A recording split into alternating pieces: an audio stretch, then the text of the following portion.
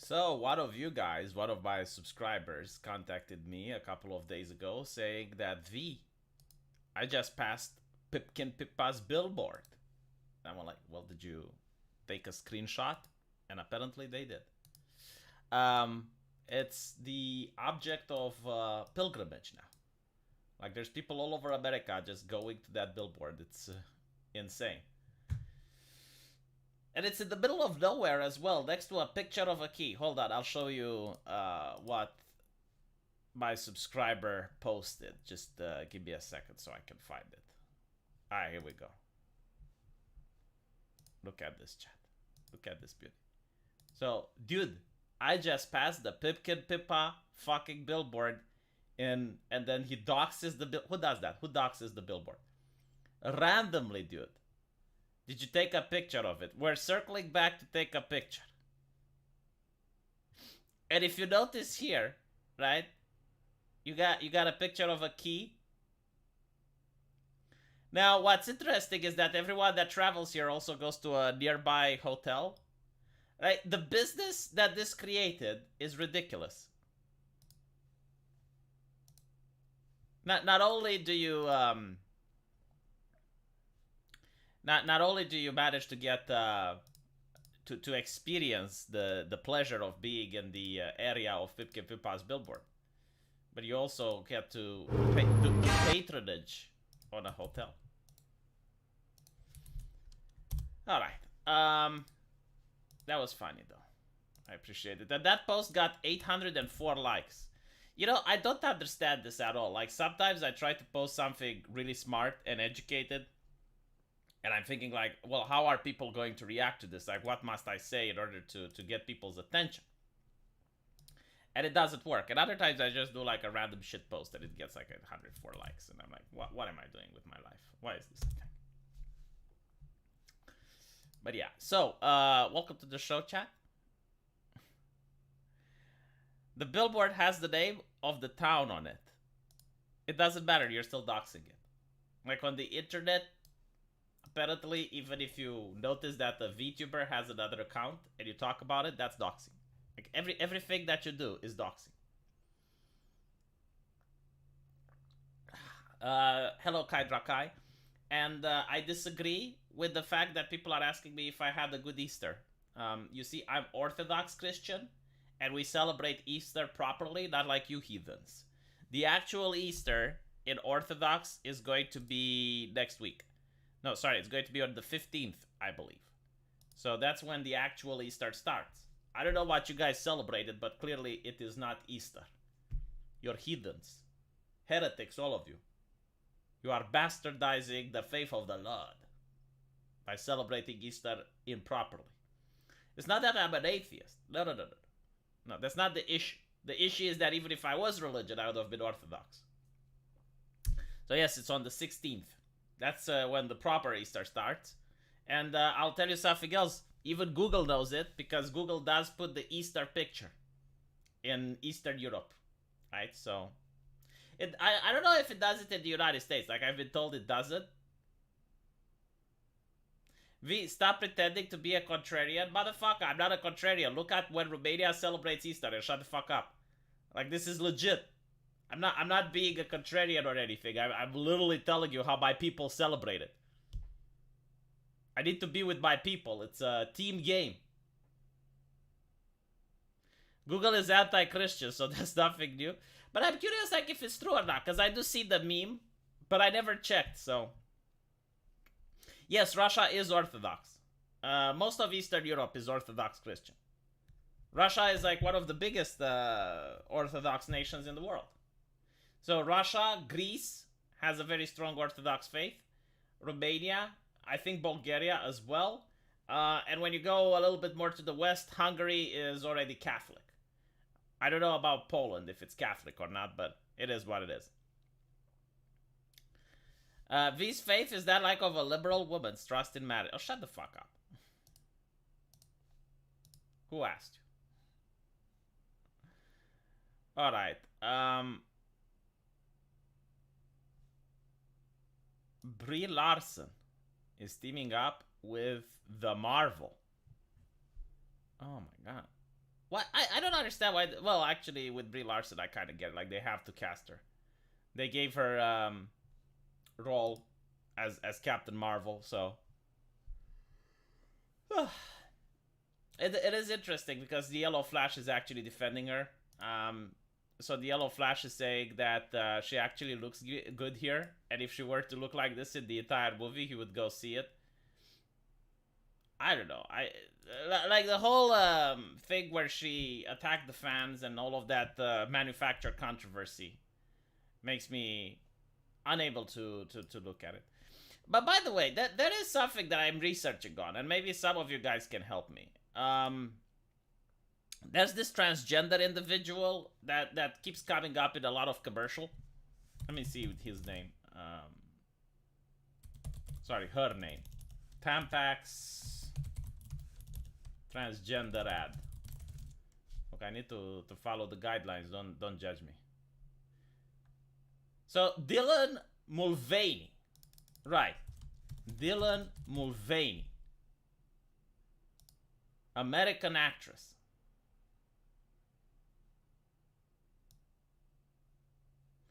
Look at this. Howard Stern dumbfounded by Kids Rock reaction to star Dylan Mulvaney. So, of course he's dumbfounded. I mean, if you're in Hollywood, you're really out of touch with everyone, so you can't really just read the room. But, here's the thing that I don't understand, right? So you have, like, this individual. They were promoting Tampax, they're promoting Bud Light, and they're promoting, I think, like, Adidas. I might be wrong. Yeah, Adidas as well. They're promoting, like, a lot of products. With Tampax, I really don't understand, because you'd think, like, they would at least get a transgender man or something, like, someone that actually does have periods, but whatever, you know. The thing I don't get, I understand why companies are doing this, believe it or not, but what I don't understand is why this particular individual, all the fucking time, in all the companies, and they're generating massive controversy.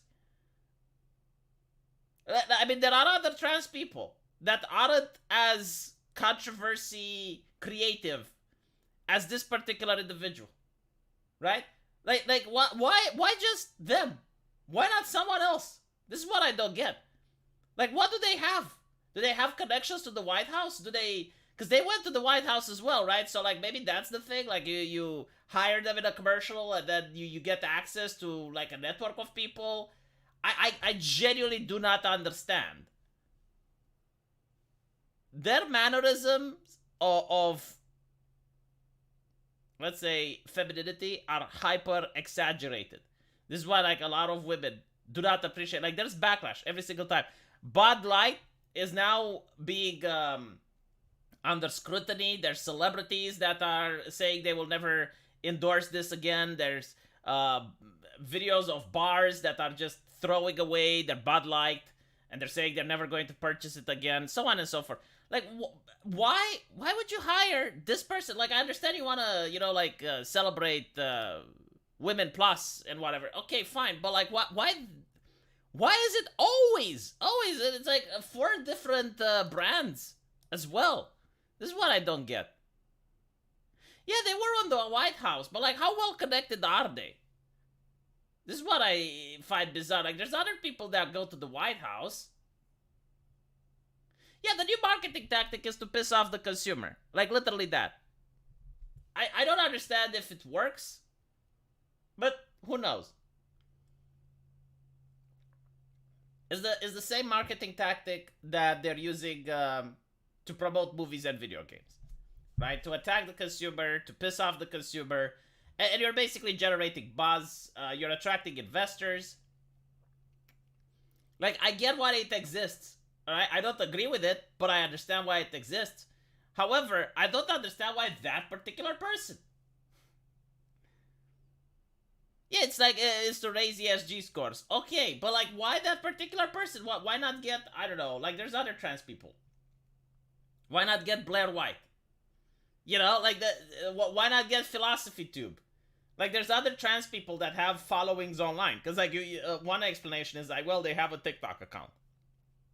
Okay, they have a TikTok account. But there's other trans people that have TikTok accounts.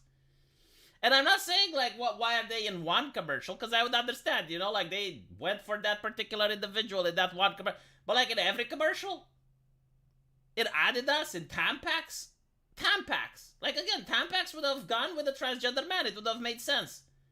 Why would you get a person who doesn't even use your product to sponsor your product? It makes absolutely no sense. Like it is what it is, but it's just bizarre, is what I'm saying.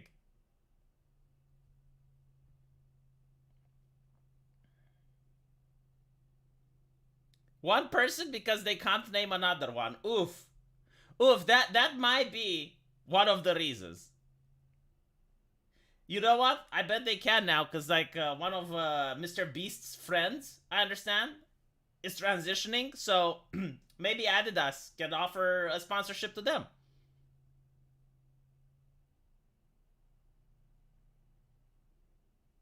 Maybe they did recruit Dylan? Oh, I don't know. But it's like some people compared it to blackface for women. Like that's how they went with it. And looking at the mannerisms and the way they speak, it is like if I were to watch a lot of American 70s TV shows and I would hyper exaggerate the idea of what a woman is, I would probably get something like that.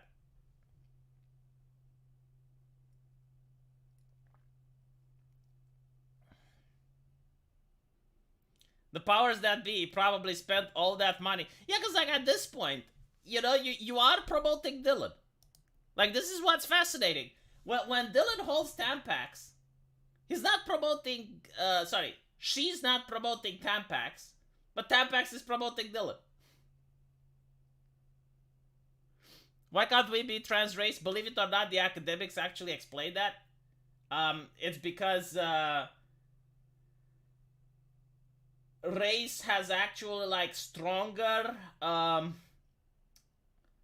social implications, and that it would be against fighting for racial justice if like the oppressor could identify as the oppressed or something like that. Like I have seen a couple of articles that talk about it, but like they do touch upon that in the academia. Now, I don't think like on Twitter they're going to discuss this. They're just going to dismiss it, but still. Most women don't even drink beer. That is correct from my personal observation. Like if women want to drink beer, they would drink something with a lemony taste, something that's sweet. Most women that I've been out with either drink wine or cocktails, because beer doesn't taste good, and they have a point. Like beer, in my opinion, especially like if you drink something like bitter, something like that, it's not very tasty, right? So I haven't looked at the marketing thing, so I don't know. But I wouldn't be surprised if beer isn't really the number one. If people drinking beer, what is wrong with me? The number one demographic of people drinking beer is not women. So anyway, the person responsible for the Bud Light commercial came out, called the supporters bigots. And again, this is literally the same type of marketing that was coined in movies and TV shows. Again, it is so bizarre to see it in a beer commercial. But the difference is though, like with movies and TV shows, like most people go to see it because there's nothing else to watch. But when it comes to like beer, dude, like there's so many brands. Like, what are you doing? Like that's the thing with wokeness, right? Like you wanna make sure that you capture the entire industry before you start doing this shit. Like insulting your consumers is never a good idea unless everyone insults their consumers. Then you can get away with it. Well, listen to this, right? I'm a businesswoman. I had a really clear job to do when I took over. I love how they give like their credentials, right? Like I'm a businesswoman. It's like, and you have like the paraphernalia in the background as well. Like love biz, love and shit. It's like, what does this have to do with beer? Bud Light. And it was, this brand is in decline. It's been in decline for a really long time. And if we do not attract young drinkers to come and drink this brand, there will be no future for Bud Light. So I had this. So this is like something that they always fail at math. Like there's two people that fail at math miserably. Creationists and woke people that do marketing. And the reason for this is like, all right, well, the math is like this. If we change the product and we attract the young generation, then we have more customers, right? In a way, it makes sense.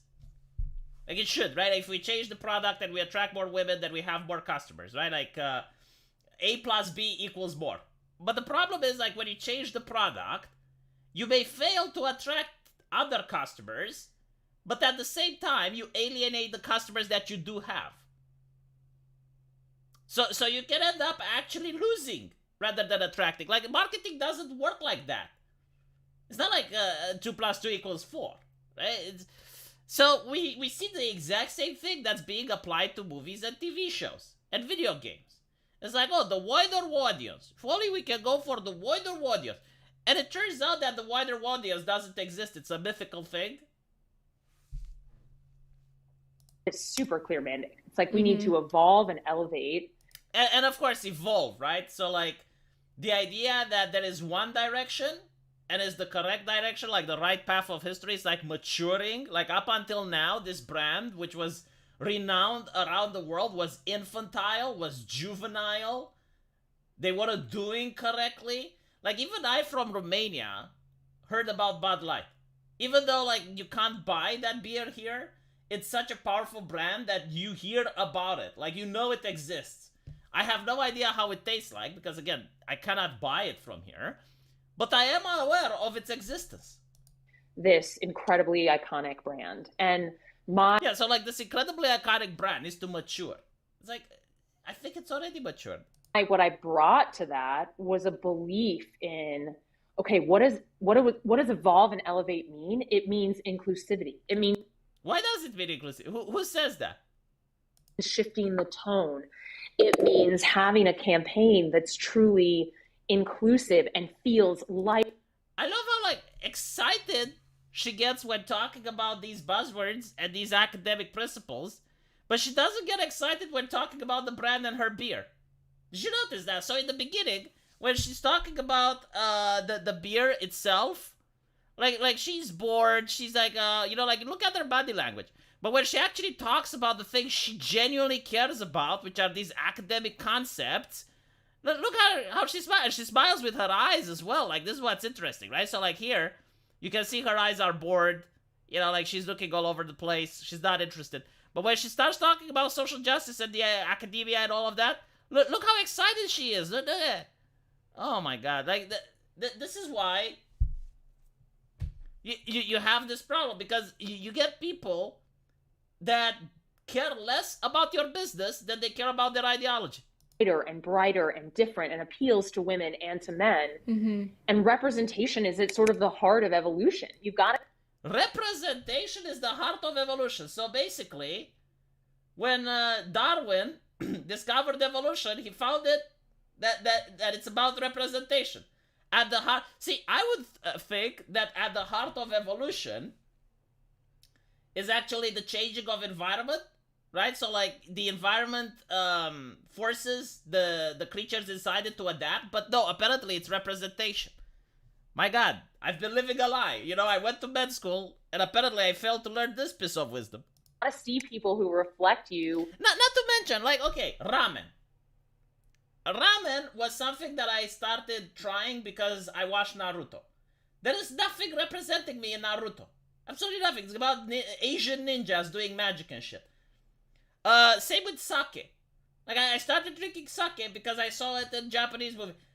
It's not representation. It is such a dumb concept. It's like the idea that people cannot have empathy, right?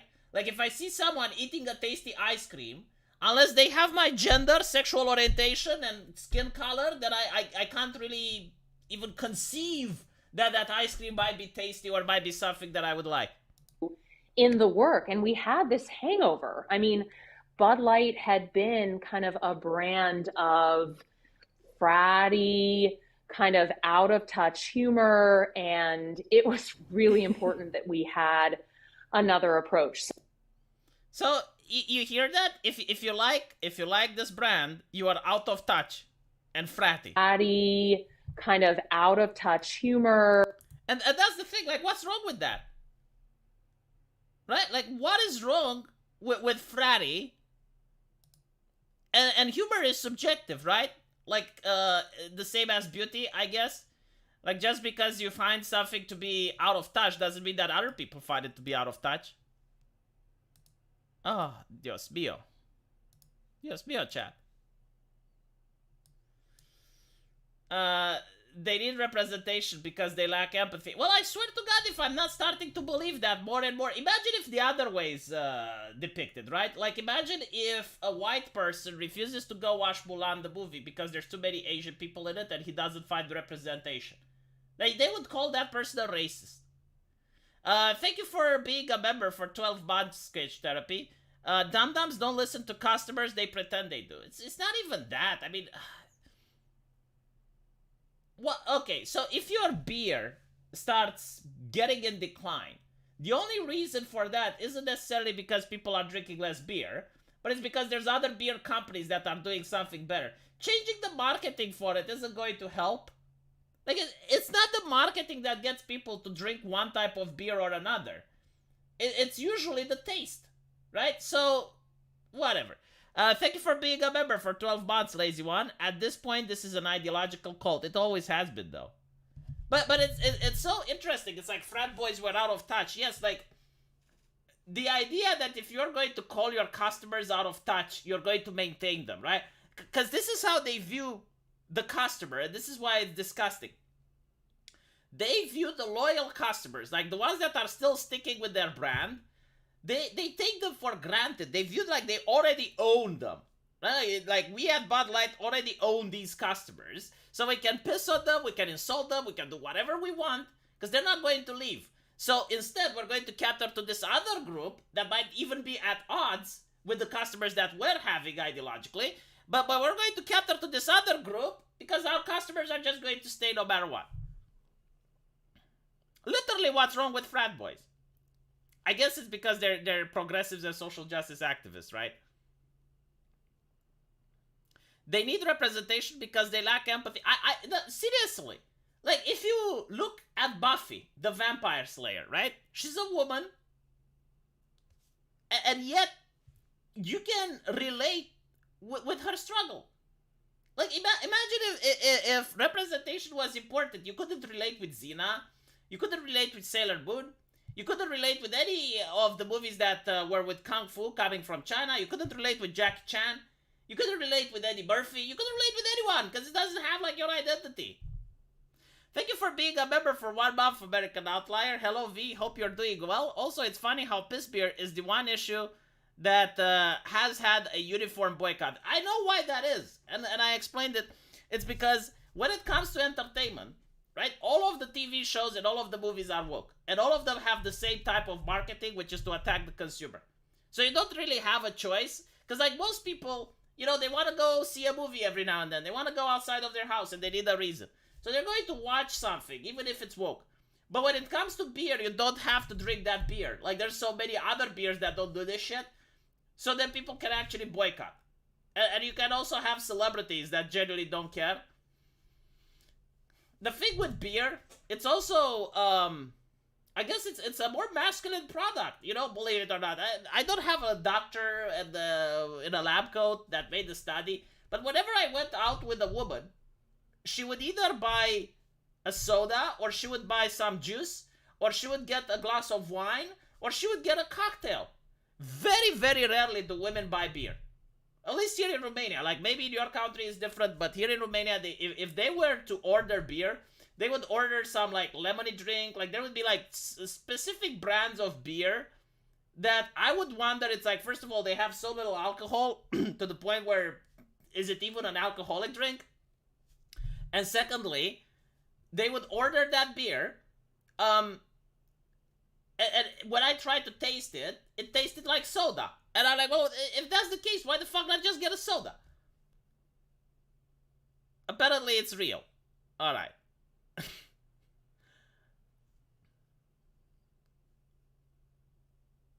How many cans before you would kiss Dylan?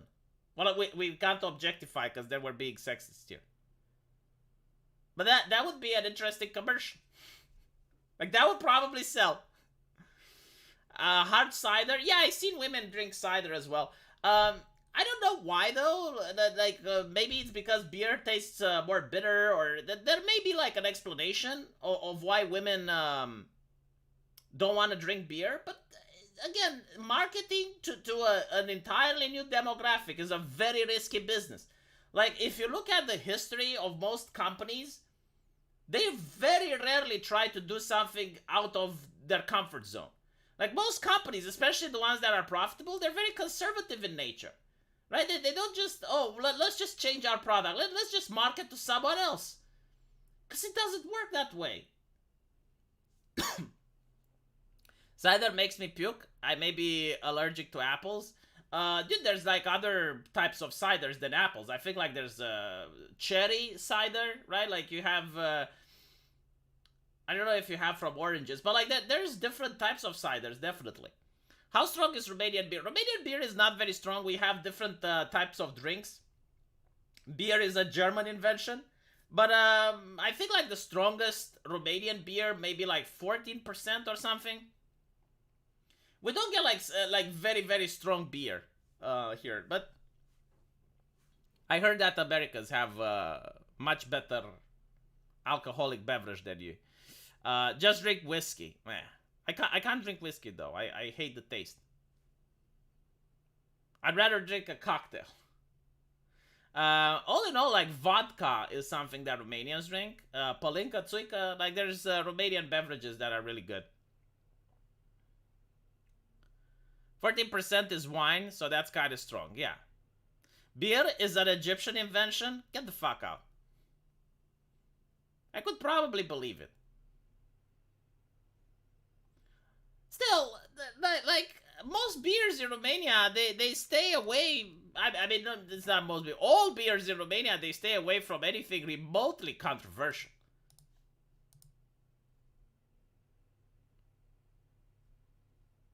Like that is absolutely no reason why any beer company here would even touch something, even like that you would say, well, everyone agrees. Like, for example, we had the anti-corruption protests in Romania, right? Like the resist movement. And it was like a big thing. But there were no beer companies or any other commercial company that would have like, oh, well, we're anti-corruption as well. Even though like that would have been a common sense thing to say. Like, you're anti-corruption, like who is for corruption, right? But like, because of the nature, like they knew the type that society doesn't believe that the anti-corruption activists were legitimately against corruption. So because of that, it was polarized and it was a divisive issue, and the companies didn't talk about it. You just wanted to make money.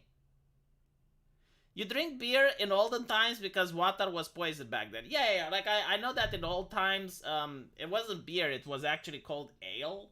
And it also had like some nutritional value, because you had like the yeast on the bottom of the glass, which apparently people would eat it as well. So whatever, it is what it is.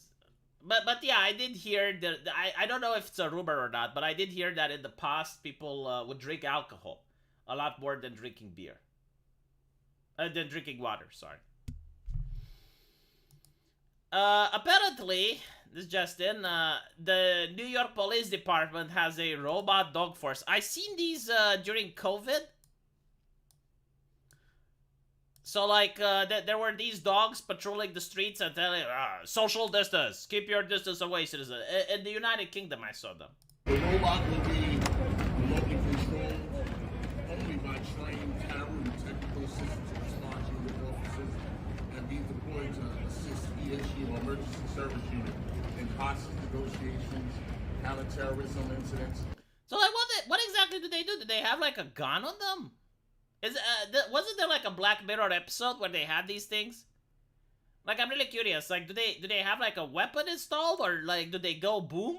Because I heard like there is this thing that police has used in one hostage situation, in an active shooting actually. They used a robot with an explosive device, and that actually generated controversy among people because it was like, well, the idea of police officers is to arrest people, and why are you using, like, even before trying to arrest someone, you're using a device with an explosive? But still, it's not that it's terrifying or not. It's just, I guess like in the future you might see them on the street walking around this shit. It's kind of cyberpunky, I will say. They are. How much is a real dog? Well, a real dog is actually probably more expensive, believe it or not, right? Because you have to feed it. If it gets sick, you have to take it to the vet. You have to train it. It might be the case that these things are actually cheaper than real dogs. But, you know, it would be interesting, like, if we ever get to World War III, which apparently, I'm going to tempularize here, if you guys allow me. Taiwan has been encircled by China.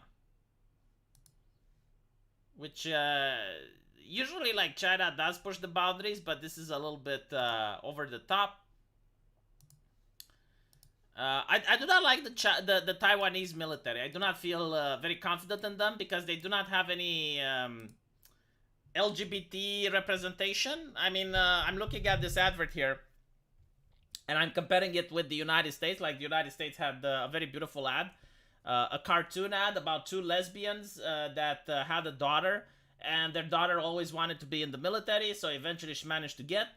The United Kingdom also had a very interesting one where gamers and snowflakes joined the military, but the Taiwanese military, you know, they don't seem very professional. They just show people around doing military shit, and I'm very concerned. And it also has dramatic music. You can tell that it's serious when you hear the dum.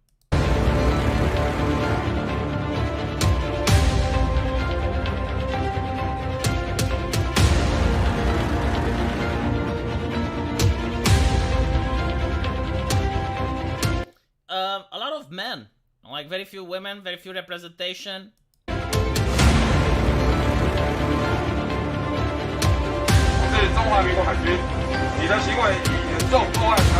It does have diversity though. So.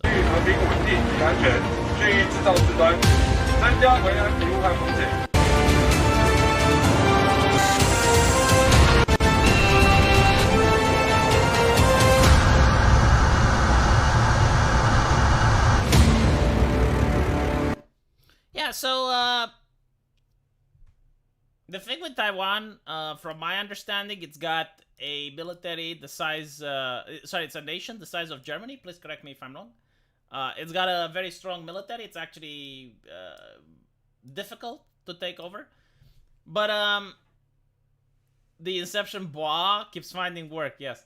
The thing with Taiwan, I see a lot of lefties going, it's like, oh my god, like, you're an American and you don't support giving $16 trillion to Ukraine, yet all of a sudden you care about Taiwan. Why is that? And I'm like, well, maybe because that person knows a little bit about geopolitics. Over 90% of the chip manufacturing in the world is made in Taiwan. It is one of the, no, it is the biggest world trading hub networks. Like, if Taiwan falls, it's the end of the American empire, unironically, right? So, yes, that's why some Americans would care about Taiwan. Like, you would have the American way of life overnight just change.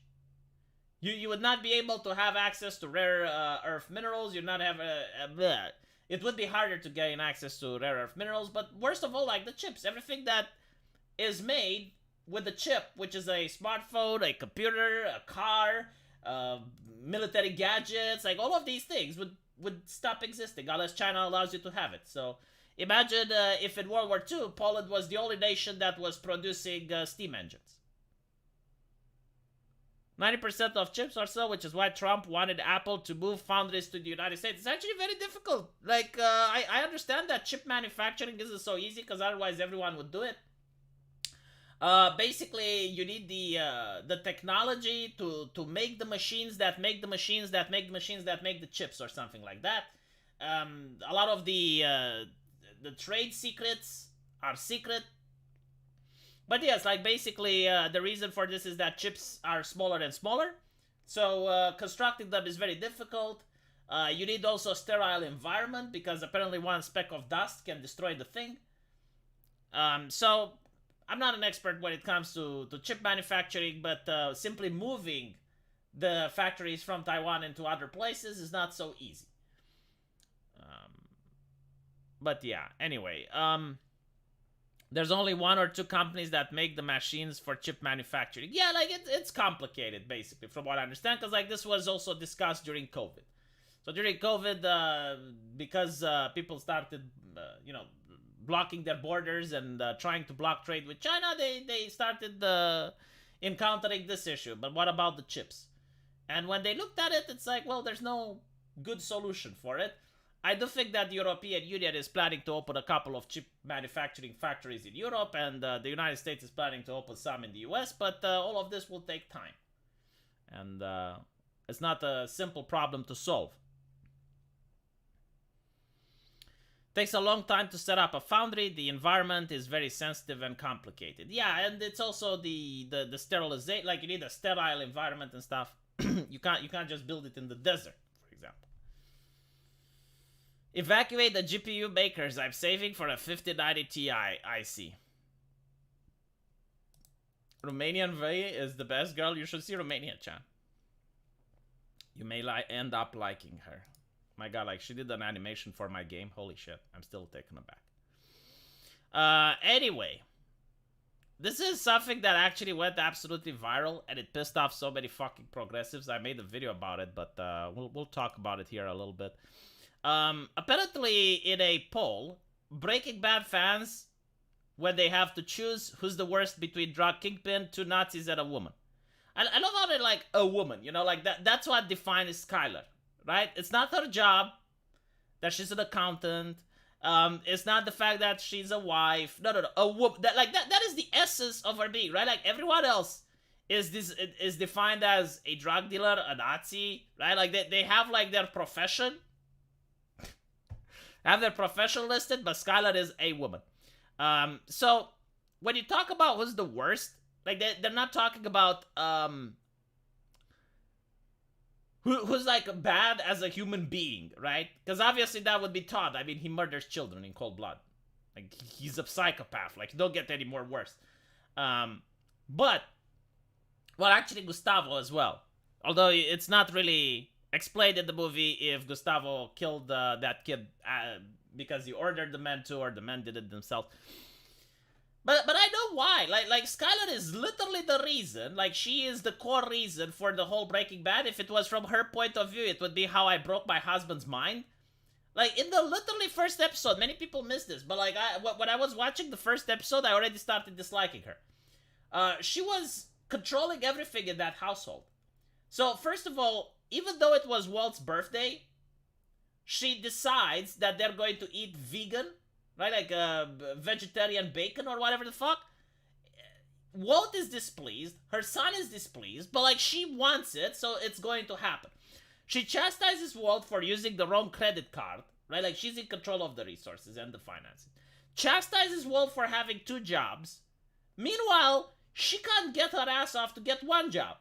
Like, it's clear that she can. Like, she's an accountant, so it's not like she has a difficulty getting a job, but she just doesn't want to. Right? Chastises Walt for getting 2 jobs.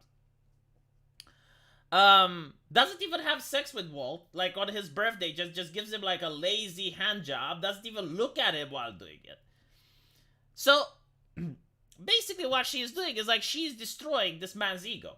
Like, she's destroying Walt as a man. So when Walt finds out that he has cancer, he's wondering like, what exactly did I do for my family? And the reason that you can say that Walt has such a big ego is due to the fact that this woman destroyed it completely. So when he finally manages to get one, he is doing the things that you should do when you're a teenager. Like, when you're young, you do a lot of the things that are wrong, but then you grow out of them. But if you never do those things when you're young, then you do them as an adult, and it has like bad consequences. And this is like of the iceberg. Like, this woman not only cheats on Walt, steals his money. Like there are several $1 million $700,000 that she takes and gives to her boss, and those money that money could have been used to help them escape and start a new life. She wants to kick Walt out of his own home.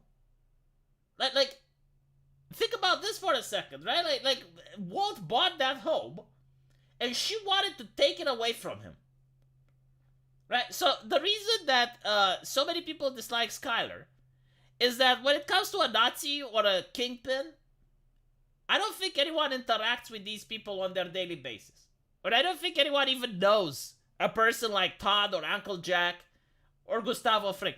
Many people are aware of a self-centered middle-class woman, which, in this case, might get a divorce or might cheat or anything like that. Right? So this is more visceral, and it has a different impact for the American audience than the other three characters. And then there's other reasons as well, like the other three characters barely get any screen time, right? Except Gustavo. But like Gustavo is the villain, right? And he's not Joffrey level hateable. Like, people understand, yes, he is like a villain and he needs to be defeated. But he doesn't get Joffrey levels of hate because he's not a psychopath. Like people appreciate that in a world where you have Tuco and the Salamancas, you also have like someone that's level-headed and is an interesting character because he stands out in contrast with the other criminals.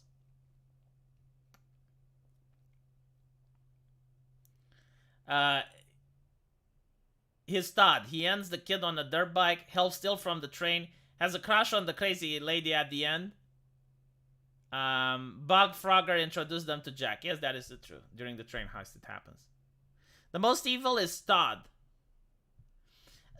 The thing with Todd is that he's a very interesting character. He just doesn't have the ability to understand what he is doing. Like, he is doing these things, and he doesn't understand the repercussions or the consequences, right?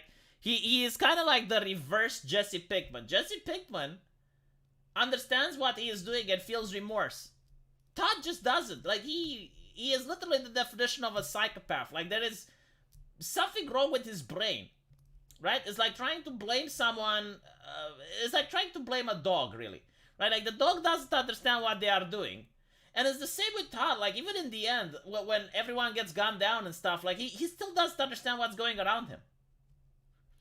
Let's not forget that she also complained about why Walt got their son a Dodge Challenger. Then Walt had to wreck the engine and blow it up. There is so much that she did. My fucking God. When Walt finds out that he has cancer, instead of her, like, talking with him, she's immediately making this about herself. Like, what will she do? What is she going to get? And the thing is, like, she doesn't even ask Walt if he wants to get treatment. Like, maybe Walt just doesn't want to get treatment. Like, she doesn't care. The only woman in fiction that I found more upsetting than her, well, actually, there's like 3 probably. Cersei from the books, not the TV show. But okay, fine. She doesn't count. Lori from The Walking Dead. Like, Lori from The Walking Dead was probably, if you guys remember season 1 and 2, there's Shane coming on to her, and she basically asks her husband to kill Shane. Like, she's the one that asks her husband to handle the problem, right? Because Shane was pretty much at one point almost about to rape her. So, the husband actually does handle the problem. He tries to have a conversation with Shane. Shane is not reasonable. Eventually, Shane gets shot, right?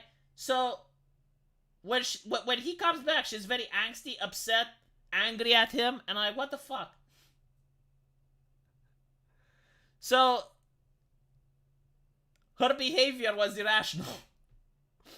But that was like just one of the things that tipped the iceberg. Like, everything that woman did throughout the show was just obnoxious. Skyler is an amazing character. She brought the perfect reaction from the watchers. Believe it or not, no. No. The showrunners actually wanted her to be the positive character in the show. Like, they wanted her to be the contrast to Walter White. And I'm thinking, wow, you did a really fucked up job then. You know, so you get a person that's also a criminal. Like, she cooks the books. You get a person that and then helps Walter with it, right? So it's not like she's innocent, right? Is unfaithful, is very dislikable. If you wanna see a good female character, Kim from from Better Call Saul, right? Like, she's also flawed as an individual, but like, she's got a more sense of conscience and whatnot. But like, that's a good female character. Like, no one that I know hates Kim. Everyone likes Kim from Better Call Saul. And some people say, well, it's because Kim is more beautiful. Oh, fuck off. Like both of them are middle-aged women, right? Like, if they wanted to put a beautiful character, they would have put like a 20-year-old. But, you know, like in Cobra Kai or whatever. They're not doing that, right? So it's not about beauty.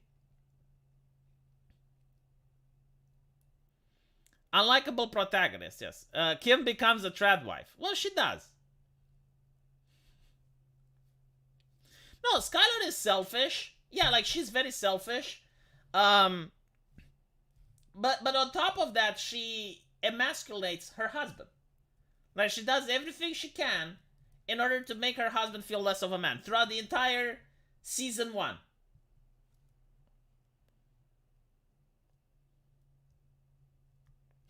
You really did a fucked up job. Well, they did a fucked up job because even they admit it. Right? Like, they go on and they say, oh, well, we wanted our character to be such and such. And I'm like, you did do a fucked up job at it. Like, look at how the community is reacting. I also liked Ignacio. He's not a good guy. He represents being in too deep. No, like, the Better Call Saul had so many likable characters. In fact, I'm trying to think if there is a single character in Better Call Saul that you actually hate, and I think like that may be Chuck. But like, you don't really hate him the same way you hate Joffrey or Skyler. You're just like bewildered about his decisions. It's like, how can this man be like that? But like, even the villains in Better Call Saul are likable. Because there's a thing, you know, like, you can like a villain not for what they do, but for their intelligence, right? Because at the end of the day, this is a TV show. So you're just watching through a screen, like, no one gets hurt or anything like that. So you're looking at it and it's like, well, you know, like, this villain, wow, he's so clever, he's so conniving. And you kind of like the intelligence that they're displaying. But the thing with Skyler, she's not even intelligent. Like, she doesn't do anything that's smart. Like, what is the smartest thing Skyler does? She throws herself in the pool, right? In order to look like she has a mental breakdown so that the kids go to Hank. That's like the epitome of intelligence. Imagine being tricked by a talking snake in convincing you that the snake no more than the man meaning God who created both. If that is not the red flag not to trust women, I don't know what it is. Well, I'm not religious, right? So I really don't believe in that. And even religious people, like priests and stuff, would say that that is a metaphor. But still, whatever. And then I would blame Adam as well if that was actually true, right? Like, why would Adam listen to her? Right? So it's his fault as well. I heard a lot of religious people blaming Eve for taking the apple, but it's like Adam took the apple as well, right? And the snake, like, I mean, you're comparing you're comparing human beings who did not eat from the fruit of knowledge, right? So they don't have the knowledge, with one of God's other powerful creations, like Lucifer, which was probably alive for, we don't really know, but like, he was alive for a longer time than humanity was. So it's kind of understandable why he would be able to trick someone, you know? It's like trying to trick a child into misbehaving. I mean, you can pretty much do that very easily. You know, when I was a kid and I was a teenager, well, you know, like 16, 14, and I was in the park with my friends, and we would see like a 5-year-old or 6-year-old. We would teach him how to do obscene gestures to his mother to get him in trouble. Like, it was just something weird. Same way like people, when they find an AI, the first thing they do is to try to get it to talk about the Holocaust and shit, you know, to get it into trouble. When Skyler faked going into labor to not get charged for something her sister stole was pretty smart. Yeah, whatever. But even then, she just was protecting herself. I don't even know if that's smart though. It's like pretending to go into labor so you don't get meh. If you want smart, it was how Kim and her mother managed to steal a necklace. What does the snake really represent? Temptation.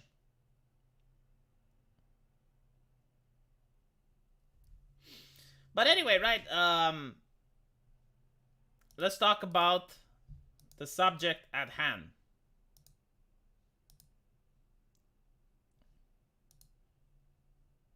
Oh, before we do that, apparently, hold on. Dating apps are a waste of time for men. Let's see. Women match with 36% of those they like, while men match with less than 2%. Yeah, but like that, so it only talks about likes, right? Like you can get matched with someone you don't like. How do dating apps work? Because I haven't used them. Can you get like a random call from someone that you didn't like? But okay, let's assume that men match with less than 2%. But that's also due to the fact that men keep swiping right all the fucking time, right? So like women are more picky in who they like because they know like the moment they like a man, chances are there's going to be a match. Like all the men that I know who used Tinder back in the day, they would swipe right at everything, cast a wide net.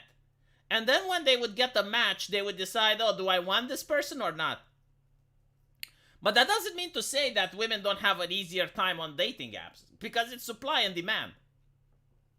Right? Like, if you're a man, you're competing with the entire dating pool from your city. And it's actually more difficult, and I'll explain why. If you're a young man, let's say you're 18, you're still living with your parents, you still don't have a car, right? You're competing with the guy that's maybe 25 and he has a job, he's got a car, he's got his own place. Why would a woman ever swipe right on you? Like, there's no way, right? So the value that men bring is going to be, it doesn't really matter the age you have. Like, a woman usually can date upwards, right? Meanwhile, women, when they're young, almost everyone wants them, right? But like when you're a woman and you become the age of 35, 40, I think that's when you also have difficulty on Tinder. Like a 40-year-old woman probably has difficulty in getting a man her that she likes on Tinder. She's probably going to have like the same experience with less than 2% of matches. It would be interesting to spread them on age groups just to see if it's true or not what I'm saying. But I would not be surprised if I'm right.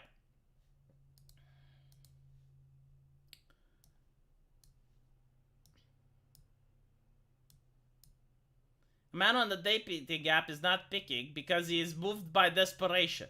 Well, aren't women moved by desperation as well, if that's the case? And I don't know, like, if the new generation using dating apps a lot more than previously. Because I do know for a fact that in the past there were more people that would hook up at the workplace. But ever since Me Too, people are afraid to interact with the workplace environment because they don't want to get Me Too'd. So anyway, let me see if I can find where the article for today is. Here we go.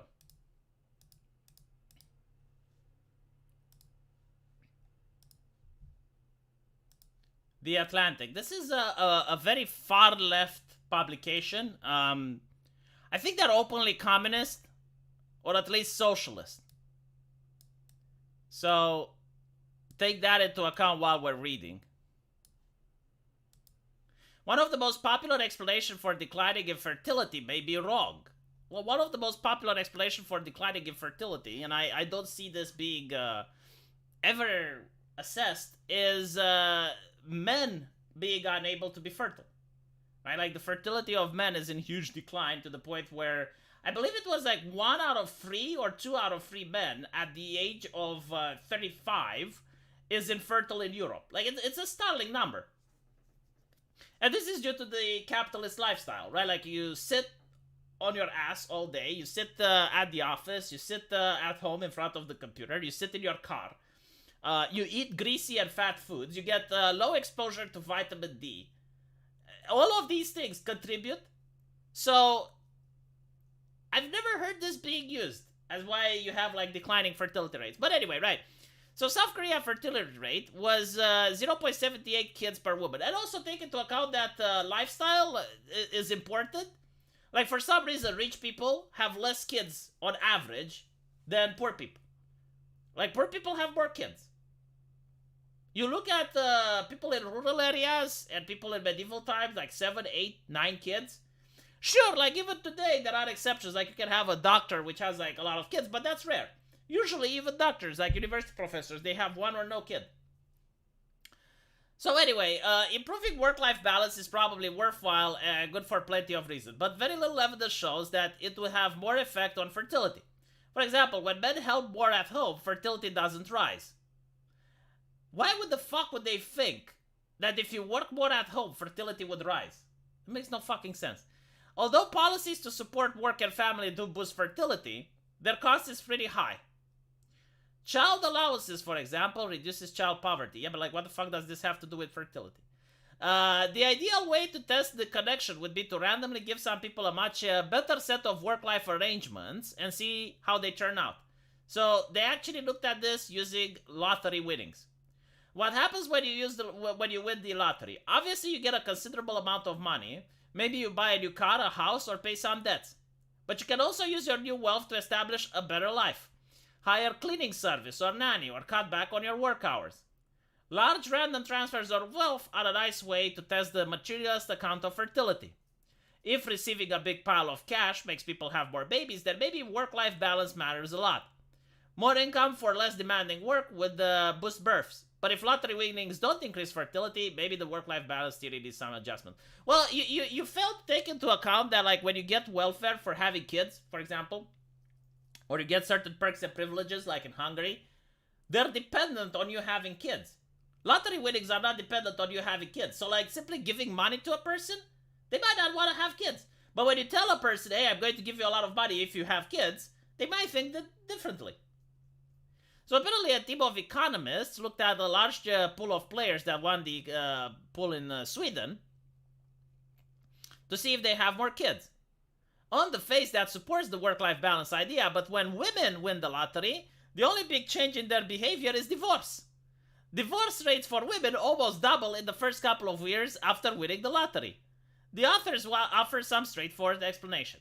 When the men became wealthier, they became more desirable partners. Their marriage rate increased by 1/3. Their increased infertility by 13% was itself largely attributed to the effect of being married, because being married tends to cause higher fertility, especially for men.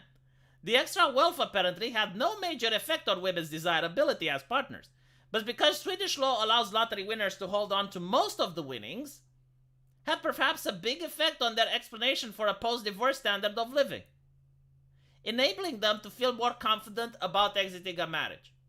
Well, I mean, okay, so the idea probably is that if you have a situation where like the money doesn't get spread between the spouses, and all of a sudden the woman is a millionaire, like she would be wondering, it's like, why am I not dating a millionaire as well? Right? Like she would want to find someone that has the same amount of cash that she has. And she would probably look at the husband as someone that covets her wealth. Hopefully the study authors showed that their conclusion matched the findings. Another study in the United States has found that winning made both men and women more likely to marry, but the effect was stronger for men, and that while it decreased divorce rates for men, it increased them for women. Men seem to use their newfound resources to build families while women to exit them. This is like an inversion of common stereotypes about men and women. Why the fuck would it be an inversion of common stereotypes?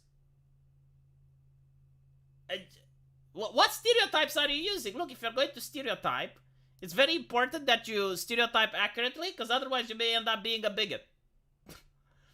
You have to bring hard work and self-respect to the relationship, and a woman should be non-combative and supportive to aid and uplift her husband. Well, there's a lot of rules, you know? Like, as a man, you should never talk shit about your wife in public. You should never gossip about your wife. When you're in public, if your wife says something, you should be supportive. There's, rules both for men and women. But I'm pretty sure they would say that the rules for women are being bigoted and rooted in sexism, and the rules for men are obviously important and necessary. Thank you for giving me 10 memberships. I would like to thank today's sponsor, American Outlier. You know what? I'm actually going to credit him in my game. Like I'm going to have like a special credit in my game because like he helped a lot. But anyway, right, moving back. Hopefully the study authors showed that their conclusion matched the findings. Marriage is not a strong predictor of fertility for many reasons. Not least is the relationship between marital status and mental health, because mental health has a large impact on childbearing. Lottery winnings boosted male marriage and fertility not because men had unique desires for marriage and family, but at least in part because Swedish women were likely to marry and have children with men who had more money. The effect for men is much about women's preferences and behavior. Women's responses to winning the lottery were similarly complex. Divorce rates did not rise equally for all of them. That increase, the author found, was concentrated among previously low-income women, those who had been married to older or wealthier men, and those who were married for 3 years or less. Well, I mean, the ones that are married to older men, there are women, I know this is shocking, but there are women who would marry an elderly person hoping they die so they get their fortune and their inheritance. But if you're already like a millionaire, then, well, you don't really need that. I mean, seriously, you know, you look at some celebrities, like George Soros, perfect example. You see George Soros, which it looks like he has one foot in the grave. I mean, I'm no disrespect to the man, you know, but like, come on. He's not a big symbol of status and health, right? And yet, when you look at his wife, very ushy-cushy, young lady. I mean, she was last time I saw her. I don't know how she looks like now. But like, right, you can't possibly tell me. There is no fucking way that woman married Mr. Soros because he is a symbol of peak masculinity. I refuse to believe that, right? And it's the same with a lot of other celebrities. Like, whenever you see like someone that's really old, like they have gray hair, and they can barely walk properly, and they're married to like this wishy-cushy 18-year-old. Come on. It's like, dude, you know, I get daddy syndrome, but like grandpa syndrome? That is not even a sugar daddy at that point. That's a sugar grandfather. They even treated that in Game of Thrones, where you have Walder Frey. Like, women constantly married Walder Frey, not because they liked him, but because of the wealth that he had.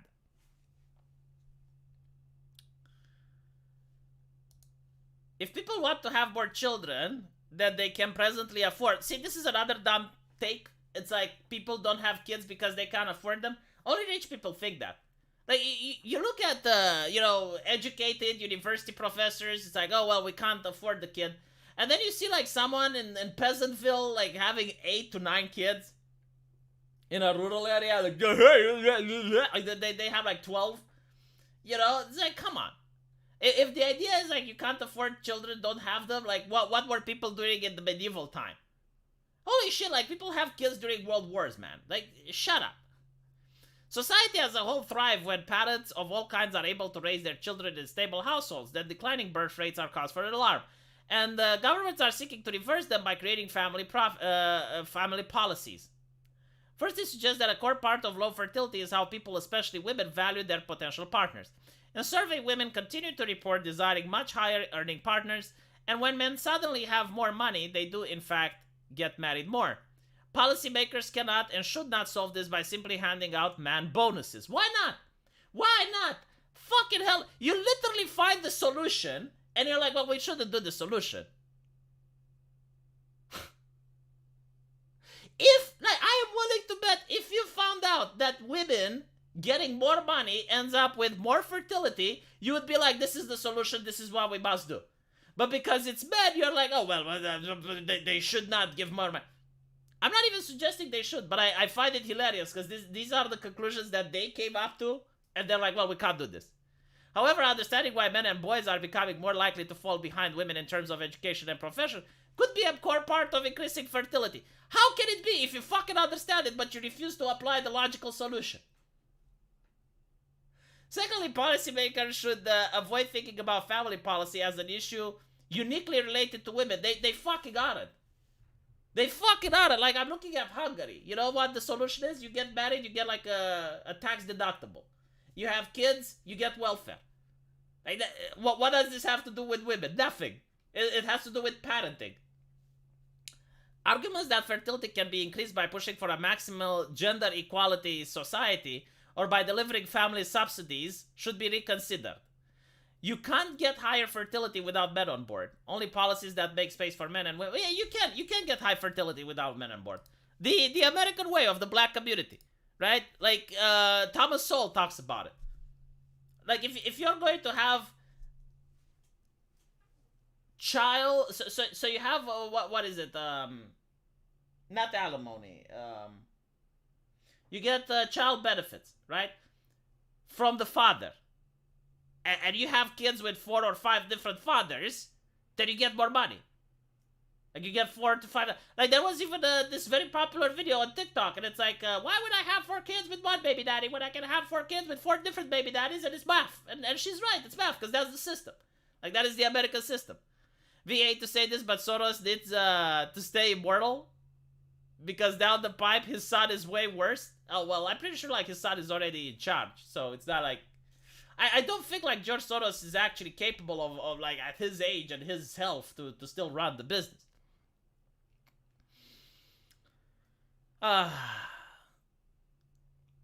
It is what it is. I don't know any person who has a planned pregnancy. Seems like everyone was an accident. I don't know. There are people that have a planned pregnancy. But yeah, like, most of the time, for rich, middle class, upper class people, it is... what you said, an accident. Oh, look at this. Bud Light's sales have fallen off a steep cliff. In only 1 week, followed the Dylan Mulvaney gate, costing the brand oh my god, who would have thought? Imagine not being able to read the fucking room.